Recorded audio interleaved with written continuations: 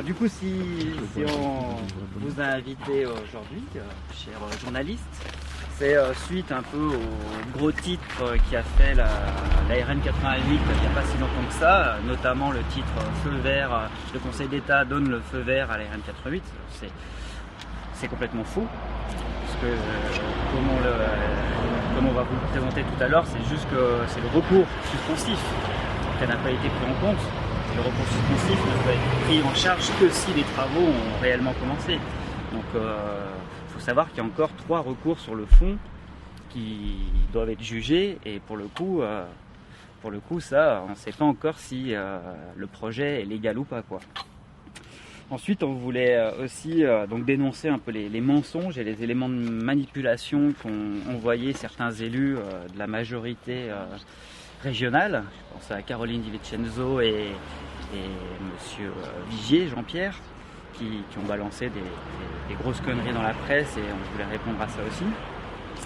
Et enfin, parler du coût, parce qu'on se rend compte que depuis quelques années, on nous présente le budget à 226 millions d'euros.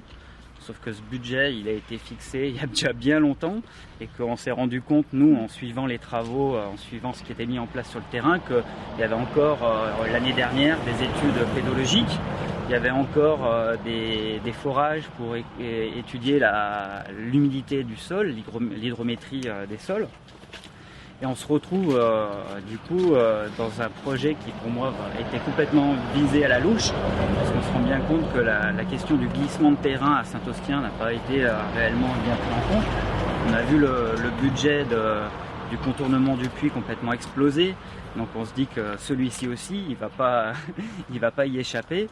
Et en plus de ça, les coûts du BTP, je ne sais pas si vous avez regardé un petit peu les courbes, entre un projet de 2019 et un projet d'aujourd'hui, tous les coûts ont augmenté de plus de 30-40%. Donc pour nous, à la louche, comme l'a fait le conseil régional, on est sûr qu'on va arriver à un projet qui va être au-delà de 600 millions d'euros, quoi. C'est pas possible autrement, quoi. Puis quand on voit la non prise en compte du terrain, plus les surcoûts engendrés par l'économie mondialisée, bah c'est sûr que ça va être au-dessus de là. Donc on voulait comme ça rétablir quelques vérités, puis on profiter pour parler d'autres sujets. Voilà un petit peu le topo. Alors sur le coup, je crois que j'ai déjà un petit peu tout dit. Si, il y a autre chose aussi qui n'a pas été pris en compte. C'est pour les mensonges, justement, les soi-disant mensonges de la majorité. Qu'est-ce qu'ils étaient, pour les rappeler? Par exemple, quand on a un monsieur Vigier qui dit qu'il y a 99% des gens qui sont pour le projet, je suis désolé, l'enquête publique, si on prend les résultats de l'enquête publique, il y a eu un 40% contre, mais excessivement argumenté, avec des dossiers, avec derrière des vrais chiffres, avec derrière une analyse. Et on se retrouve avec 60% a priori qui étaient pour, mais avec des copier-coller de ce que voulait bien dire Laurent Wauquiez, avec des copier-coller de ce que voulaient dire les chambres consulaires. Je parle de la chambre d'agriculture, la chambre du commerce et de l'artisanat, la chambre de l'industrie. Et on se rendait bien compte que c'était que des copier-coller. Il y a eu une grosse campagne par toutes ces structures quand même qui ont mobilisé leur réseau pour dire allez voter, tout ça. On était en pleine période de vacances, je vous le rappelle, c'était entre le 15 juillet et le 14 août, l'enquête publique. Et du coup, ce 99% de gens qui sont pour la route est complètement erroné et surtout complètement argumenté. Il accuse aussi les associations, que sont FNE, OTA et SOS Fleurs Vivantes, de faire de la politique politicienne.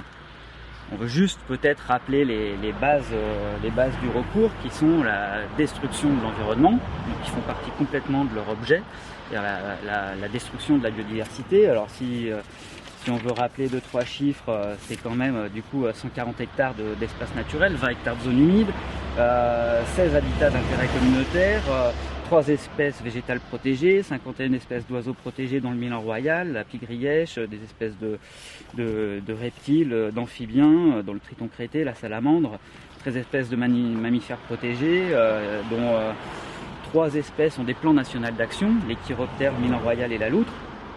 Donc tout ce qui a été réfléchi aussi autour des gaz à effet de serre, on sait très bien que La route va encore plus émettre de gaz à effet de serre, puisqu'elle est plus longue et on roule plus vite.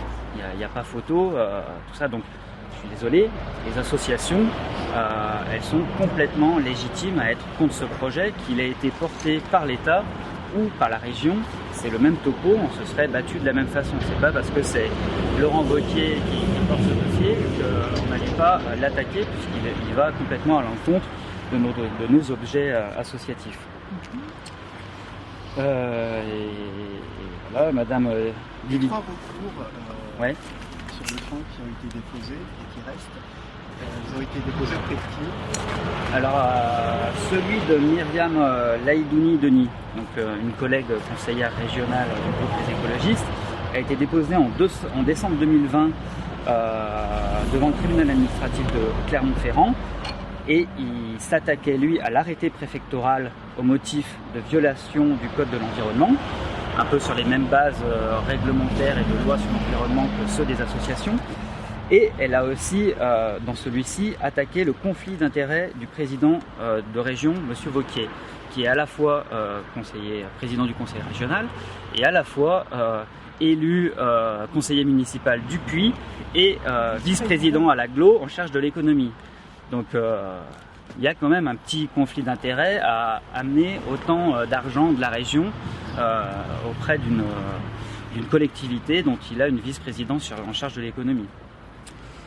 Le deuxième, pour Myriam Laïdouni-Denis, il a été déposé en 2021. C'était un recours du coup sur le budget. Il a été déposé au tribunal de Lyon, administratif de Lyon, puis il a été renvoyé au tribunal administratif de Clermont.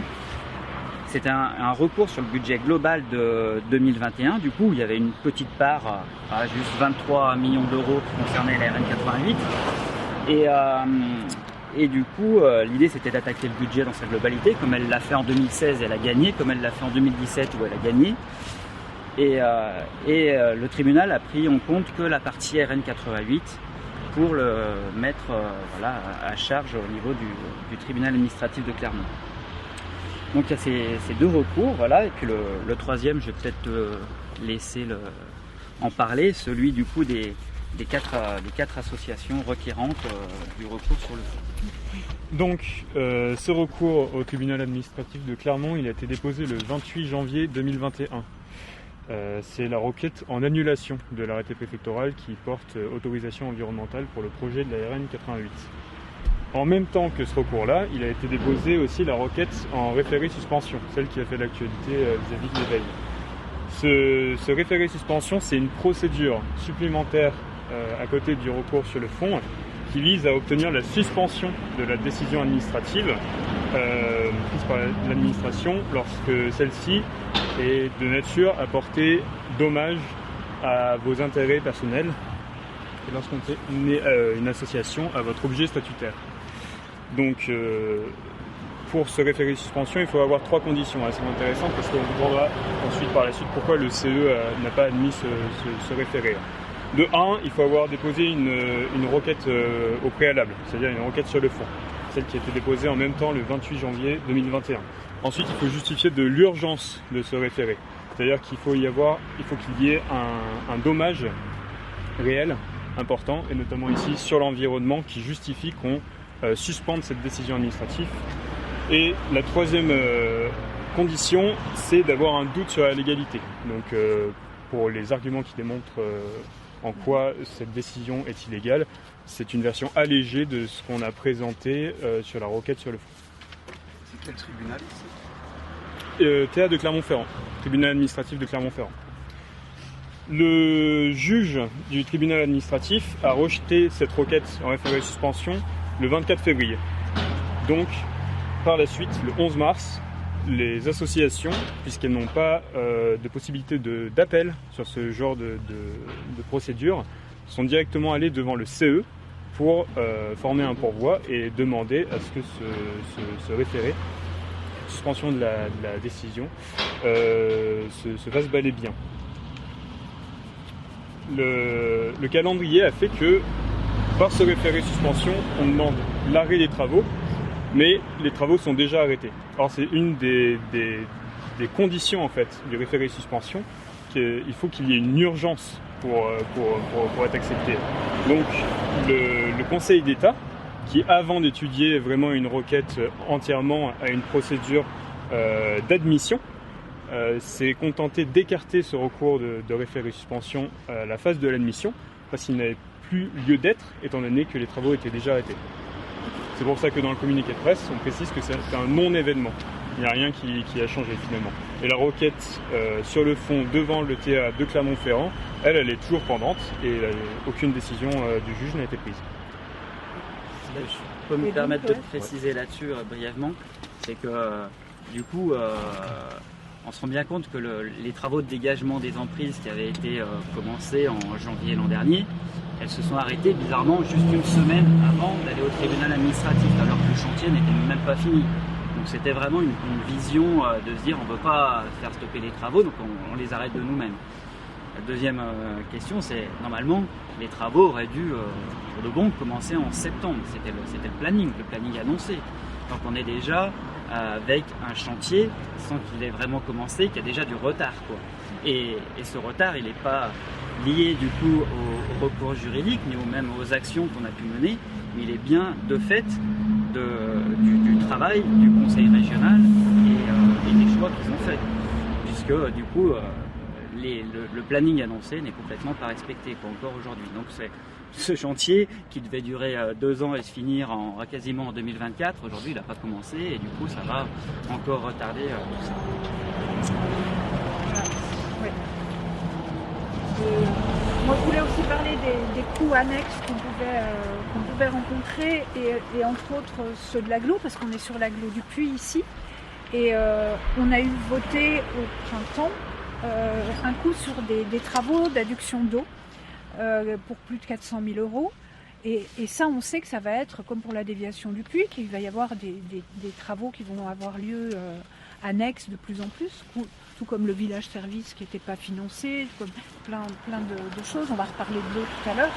Mais il faut savoir aussi que l'agglo, on a délibéré sur un nouvel impôt par rapport au risque inondation récemment. Donc on a l'impression que voilà, on préfère lever un impôt plutôt que de prendre des mesures pour la préservation de l'environnement. Et ça aussi, c'est difficile à avaler parce qu'ils vont préférer faire payer et continuer à bétonner, à goudronner. Quels sont le programme maintenant des défenses Alors, on a un large programme et peut-être on y reviendra juste après. Ce qu'on peut dire aussi sur les surcoûts, donc il y a ce rétablissement des réseaux d'eau potable, c'est directement lié au chantier. La source de Valogère, personne ne sait si elle va continuer à couler après les travaux, alors que c'est elle qui alimente aujourd'hui Saint-Austien. Donc voilà, ça c'est un surcoût. On voit aussi les travaux qui vont commencer ce printemps, c'est la déviation de la conduite de gaz au Pertuis et à Saint-Austien. La conduite de gaz qui jusque-là ne pose pas de problème, il va y avoir encore des frais et des travaux à cause de cette route et donc qui vont impacter encore les finances publiques. Ce qu'on peut dire aussi pour les surcoûts, c'est que le dégagement des emprises qui a été fait l'an dernier, il y a un coût quand même de l'appel d'offres de 1 874 000 €. C'est pas rien. Je peux vous dire que l'année dernière, les haies ont commencé à repousser et elles vont recommencer à pousser cette année. Donc une grande partie du travail qui a été fait l'an dernier, hormis les plantations de douglas ou de sapins qui ont été coupés, le reste, la nature reprend ses droits et ça sera à refaire, quoi. Donc on est encore dans du gaspillage d'argent public. Et là, en tant que plus casquette politique, c'est directement lié, excusez-moi, l'agenda des dégagements des emprises était directement lié aux élections du conseil régional. Sinon, il n'y avait aucune justification d'attaquer le dégagement des emprises l'an dernier, quoi. Donc c'était un petit coup politique pour montrer qu'il était l'homme fort ici. Alors, je voulais vous parler du village service et de la ville locale, quoi, en termes d'économie. Là, c'est Nathalie qui va prendre la parole, puis on pourra enchaîner sur la viticulture du coup. Alors moi c'est Nathalie, je suis habitante du Pertuis, je ne suis pas la seule à être habitante du Pertuis ici autour. Alors pareil, en mensonge qu'on fait passer souvent, c'est qu'on dit on n'est que quelques-uns, même presque une poignée être contre la route, la déviation on va dire, Et en fait, c'est pas vrai. Déjà, quand on voit même le score qu'a fait Europe Écologie Les Verts aux dernières élections régionales, il a été bien augmenté par rapport à ça. Et c'était en fait une preuve que les gens, il y a quand même un tiers de la population qui n'est pas pour cette déviation. Alors, nous, en fait, les habitants du Pertuis, on est un tiers ou un gros tiers quand même à s'interroger sur l'avenir de notre village. Là, on a pris exprès ce lieu. Parce que, évidemment, c'est un passage. Le Pertuis, ça veut dire passage en Languedoc, hein, ça a toujours été un passage ici. Et puis, il y a des commerces quand même. C'est pas négligeable. Il y a une vingtaine de personnes qui travaillent de ces commerces. Le restaurant, la boulangerie, la station essence et la nouvelle boucherie qui vient, la Salaison, qui vient de déménager. Et un nouvel, on peut dire un nouveau qui commence à être moins nouveau, parce qu'il a 2 ans, magasin. De sport. Il y a énormément de gens qui s'arrêtent de passage, alors de passage touristique, mais aussi de passage, on va dire, quotidien. Il y a des gens qui font souvent le Puy Saint-Étienne justement pour travailler, le Puy Saint-Jean, et puis s'arrêtent ici. C'est assez facile de s'arrêter puisque justement la circulation est ralentie et donc il y a énormément de passages. Donc moi en tant qu'habitante du Pertuis et les commerçants aussi, on s'interroge sur la baisse de fréquentation inéluctable qu'il va y avoir avec la déviation. Alors on nous avait promis un village service. Il faut savoir que le village service n'est pas financé dans le budget de la 2 fois 2 voies par la région. Donc du coup se pose la question du financement. Il serait à la charge de l'agglomération, mais c'est pas encore prévu. Donc le village service qu'on avait promis aux commerçants, eh bien en fait il est en gros point d'interrogation. Et là on a vu que la Salaison a fait le choix de s'installer, d'investir en tout cas proche de cette route-là. Alors autre chose qui nous interroge aussi, c'est que quand on vient au Pertuis, c'est que les habitants, eh bien on a une nature immédiate à proximité qui est quand même assez exceptionnelle. On a une forêt ici où si on commence à pied, on peut aller jusqu'au Mégale en fait, par là. Le GR40 il passe dans ce village. Eh bien, il faudra commencer en fait le GR40 à traverser une 4 voies. Et là, il y a l'attrait touristique du Pertuis qui va rentrer en jeu. Il y a des gens qui commencent à investir dans des Airbnb, pour le dire, des gîtes. Et je pense que les gens vont pas avoir envie de venir en vacances au Pertuis si on commence par se balader en traversant une 4 voies. Ensuite, il y a la durée du chantier, comme ça a été dit, qui va durer annoncé 2025. On a du mal à y croire. Et cette durée du chantier avec un chantier très très lourd, puisqu'il y a 3 millions de mètres cubes de roches, de déblais à brasser, d'accord, qui va faire beaucoup de circulation de camions. Donc ça va être quand même pour la vie des Pertuisiens quelques années très très perturbées. Voilà. Alors évidemment on est aussi là, à côté de la RN 88 actuelle, on voit qu'il y a du passage. On voit qu'il y a du passage par à-coups là. Là il n'y a plus personne qui traverse. Souvent dans l'après-midi, là, les jours de semaine, on peut traverser la RN 88 sans problème. Par contre, c'est vrai que si vous venez entre 7h30 le matin et 8h30, c'est important, le flux est important. Le soir, 18-19h, c'est aussi important. Alors c'est vrai qu'il faut réfléchir. Il faut réfléchir absolument à diminuer ce flux de voitures. En tant qu'habitant du Pertuis, c'est quand même une nuisance.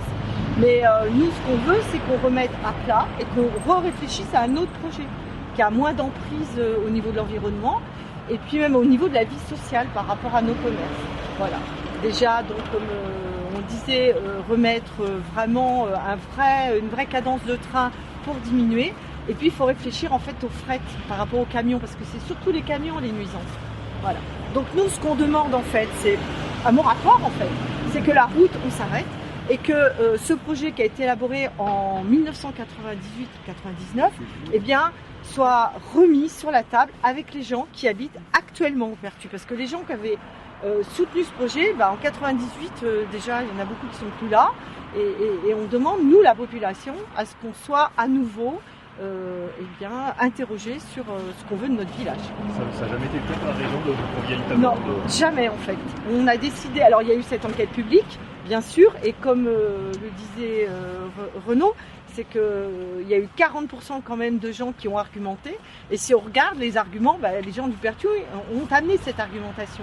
Par contre, les gens pour la déviation, souvent c'est contre les nuisances. Et c'est vrai, mais là on est d'accord, on est tous d'accord qu'on ne va pas arrêter le projet sans réfléchir à autre chose. Il n'est pas question qu'on reste dans l'état actuel des choses. Nous, on n'est pas pour ça. On est pour une réflexion du projet avec les enjeux environnementaux de maintenant. Voilà, ça c'est très, pour nous c'est évident et c'est essentiel.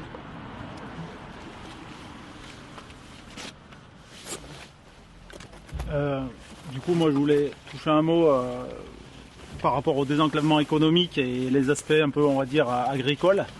Vous êtes Agriculteur, donc je suis agriculteur moi à Rosières et je suis installé depuis une quinzaine d'années et en fait ce qu'on se rend compte quand on favorise le désenclavement, c'est qu'on favorise une agriculture toujours plus industrielle parce que les flux de camions ils perfusent l'agriculture et enfin moi du coup quand je me suis installé il y a pas mal de personnes de ma promo du coup qui ont choisi la voie de l'agriculture intégrée. Donc c'est un modèle qui existe depuis les années 50, je ne sais pas si vous avez entendu parler. Donc l'intégration en agriculture, c'est quand l'agriculteur c'est un sous-traitant d'autres agriculteurs ou de firmes, coopératives ou non d'ailleurs. Pour vous prendre un exemple, souvent ici en Haute-Loire, les agriculteurs qui sont intégrés, ils sont intégrés avec une coopérative qui fabrique de l'alimentation animale. Et cette coopérative, elle va leur distribuer des jeunes animaux, enfin, elle va leur vendre, elle va leur céder des jeunes animaux, de l'alimentation. Et eux, leur boulot, ce sera d'engraisser les animaux. Et à la fin, quand l'entreprise elle reprend ces animaux engraissés, les agriculteurs, en fait, ils vont être rémunérés en fonction du poids des animaux et de l'alimentation qu'ils ont consommée. Ça s'appelle l'indice. Et donc en fait du coup l'agriculteur il est comme un salarié quoi. Il a un salaire, une rémunération qui ressemble à un salaire, c'est quasi stable, mais ça conduit en fait à une dénigration sociale du métier. Déjà il n'y a plus besoin en fait du savoir-faire de l'agriculteur et puis en fait c'est sans fin parce que ces entreprises qui font de l'intégration c'est des entreprises capitalistes et le modèle il évolue tout le temps, toujours vers des plus grosses structures. Donc en fait il y a vite une obsolescence, ça marche en fait sur 3 années. Enfin moi j'ai plein d'exemples de copains du coup qui sont lancés là-dedans, du coup j'arrive à parler un peu en connaissance de cause. Et souvent en fait ces gars-là après ils arrêtent l'agriculture quoi. Donc ça a aucune, à court terme ça marche, mais à long terme c'est une hérésie. Donc dans les autres, alors en Haute-Loire c'est pas trop développé, c'est beaucoup développé dans les régions bien sûr qui sont proches des villes où il y a les entreprises qui sont installées. Mais par exemple quand on va dans d'autres départements, quand on voyage en France, et en fait souvent on voit plus d'animaux dehors. En fait les animaux ils sont confinés dans des bâtiments. Ce qu'il faut aussi, ce que j'essaye de dénoncer, c'est que souvent cet élevage là en fait il s'affranchit des normes européennes. C'est-à-dire que souvent en France on va produire des choses qui ne seront pas soumises aux normes européennes et qui vont être envoyées dans les autres pays du monde. Et à l'inverse de ça, bien sûr, dans les autres pays du monde, ils vont faire de la nourriture qu'on va importer pour nous et qui ne seront pas soumis aux normes européennes. Donc en fait, on détourne en fait le système de normes pour le bien-être animal notamment. Et voilà, du coup, c'est pour ça que désenclaver, en tout cas pour une agriculture résiliente et qui a de l'avenir, en fait, ça sert complètement à rien, quoi. C'est le fait de se perfuser d'une économie qui vient d'ailleurs. Voilà. En fait, cet argument du désenclavement et du développement économique, il n'a jamais été étayé, il n'a jamais été prouvé, il n'y a jamais eu des études, des arguments qui ont dit à un moment donné cette route, le fait de gagner 2 minutes sur un parcours du Puy à Saint-Étienne ou du Puy à Lyon, ça va permettre l'essor de la Haute-Loire. Il n'y a rien qui tient la route là-dessus, c'est du vent quoi.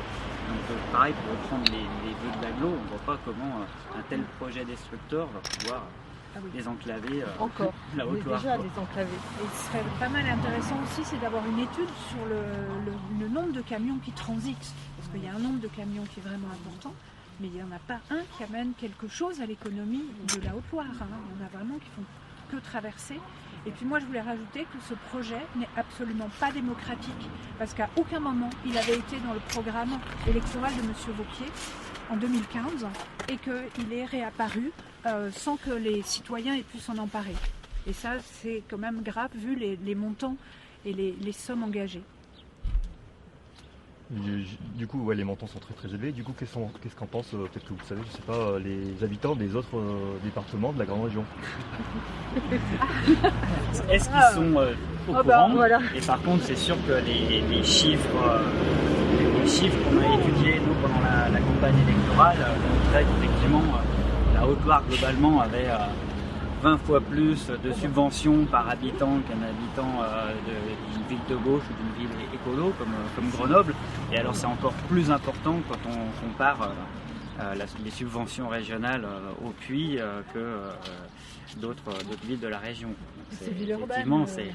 on a l'impression que la Haute-Loire un peu ponctionne beaucoup le budget régional, quoi.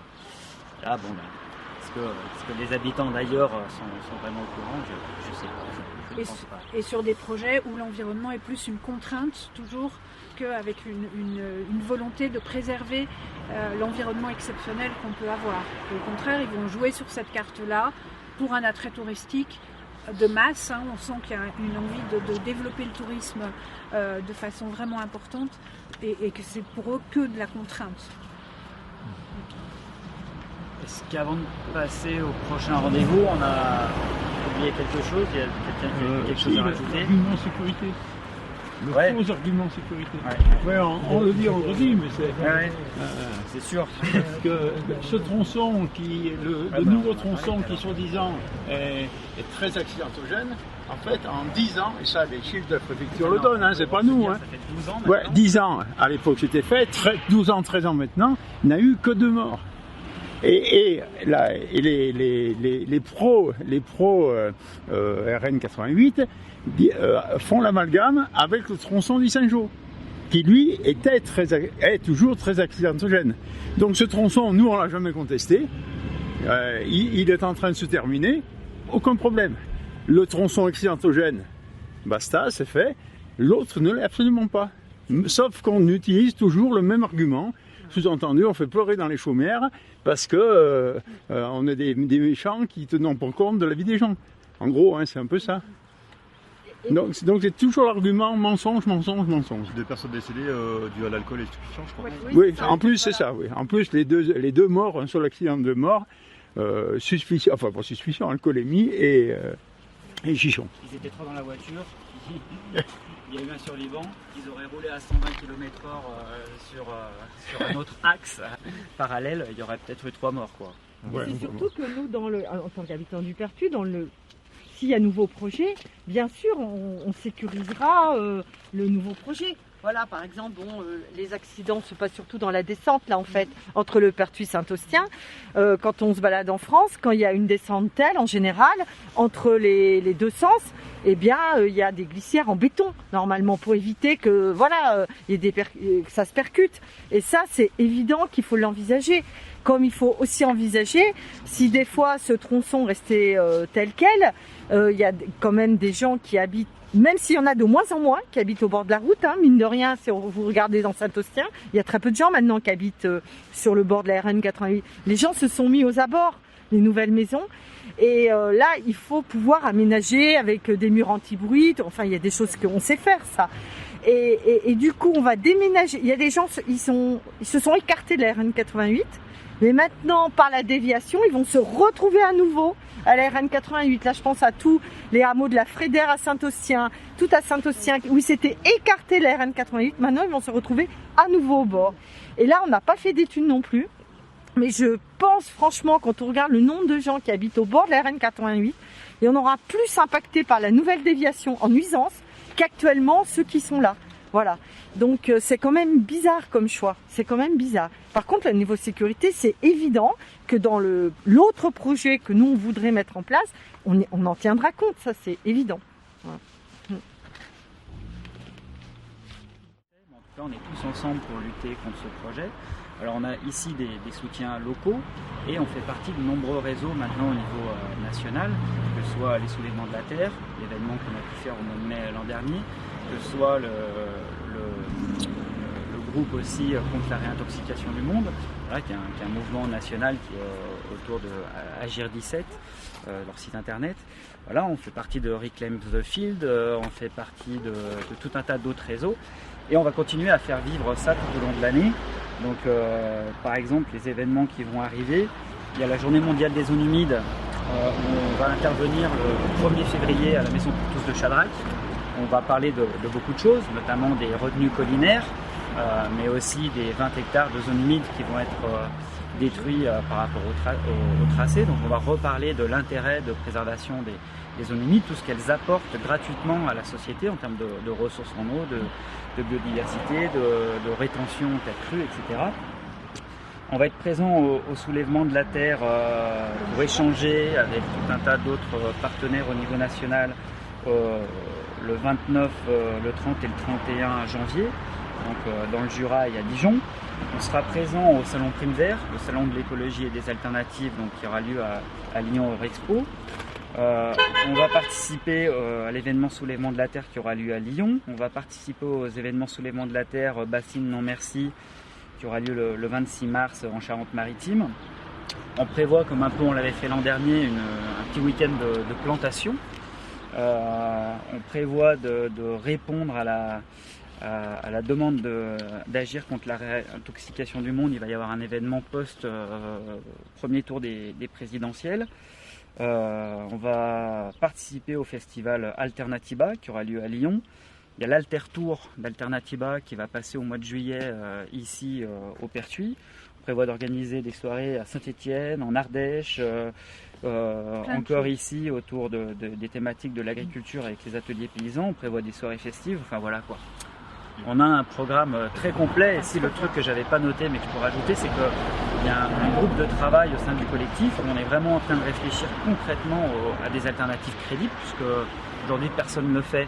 On sait très bien qu'on peut faire baisser la fréquentation sur cette route très facilement par les transports en commun. Il suffit de prendre les moyens qui existent aujourd'hui, les moyens du conseil régional pour mettre des bus à disposition des gens. Alors, je ne sais pas si vous aviez participé au débat de FNE lors de l'Assemblée générale, mais en fait, autour de l'axe de la Nationale 102 et de l'axe de la Nationale 88, et à 10 km de ces axes, c'est 80% des habitants de la Haute-Loire qui habitent et qui utilisent ces deux nationales pour du cabotage, c'est-à-dire le lien entre le travail, l'école, la maison.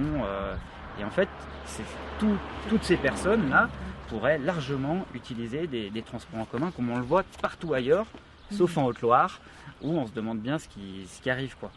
Donc le fait de faire baisser sa fréquentation, puis de réfléchir à une autre forme d'aménagement du territoire autour de l'urbanisme et des besoins de vie qu'ont les centres-bourgs, voilà, ça va être quelque chose qu'on va travailler sur le printemps et qu'on va proposer en termes de réunion de concertation aux habitants du Pertuis et de Saint-Austien. Il faut dire, voilà, est-ce qu'on est obligé de faire ça pour juste apaiser la traversée de deux centres-bourgs? Est-ce qu'on est obligé d'aller anéantir 150 hectares de terre? Il n'y a aucun projet alternatif qui a été étudié, quoi. Et qu'on est parti sur un vieux projet du vieux monde du passé, pour dire maintenant on va appliquer ça maintenant, 30 ans après, alors que oui, c'était le moment, plutôt que de partir sur ce vieux projet, de remettre tout à plat, de réfléchir ensemble aux nouvelles normes et à l'avenir qu'on veut. Et les dernières déclarations sur le nombre de ventes de voitures qui est en grande diminution le montrent. Les problèmes qu'il y a avec l'énergie, avec les tensions qu'il y a en Ukraine, ça peut aussi amener une réflexion sur les usages des déplacements collectifs. Il faut vraiment penser, prendre de l'avance, quoi. On est vraiment en retard, quoi. Et l'argent public, il devrait être fait pour une cause plus publique. Ouais, voilà.